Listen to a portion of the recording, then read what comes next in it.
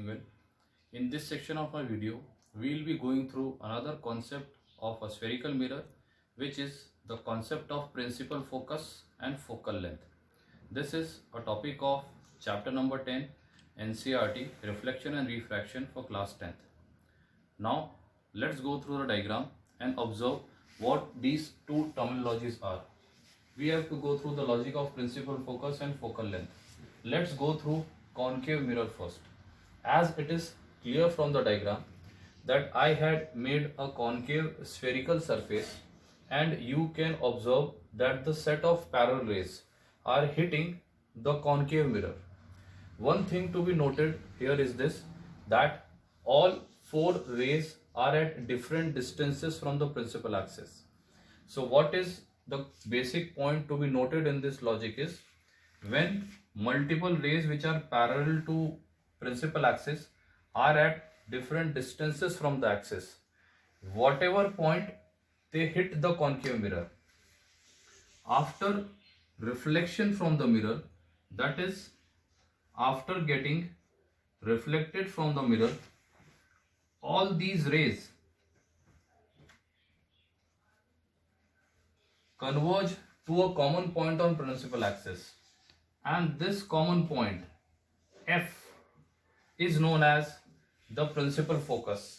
This common point where all these rays are converging at a point is known as principal focus, and the distance PF in this case is known as the focal length. So important point to be noted in this case, that the focus is lying onto the left side of the spherical mirror. So this was the principal focus and focal length in a concave mirror. Let's study the similar concept in the convex mirror. You observe a convex spherical surface, a set of parallel rays, a similar concept. All these parallel rays are parallel to the principal axis and are lying at different distances. We have just observed a certain case in case of concave mirror. What happens in case of convex mirror? These rays gets diverged from the mirror in such a way that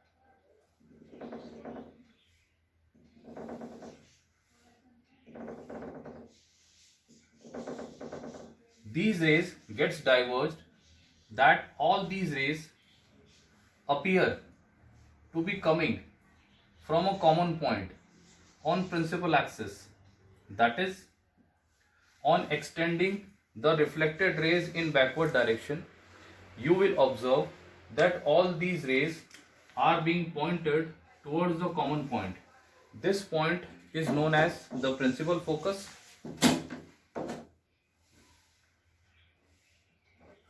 and the distance PF is known as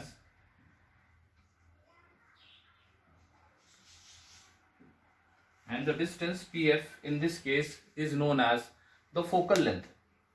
The two things which are important, that a concave mirror is converging the rays to a common point, while the convex mirror is diverging the rays, and all the rays are appearing to be coming from a common point of principal axis. So these were the two basic terminologies which are being used in spherical mirrors. You should remember it, because while using the cases of image formation, if you are not using the proper terminologies, this will definitely affect your ray diagram, because in the next section we will be going through the logics and the rules which are required. So these things are very important. I hope you have understood this logic well. Thank you.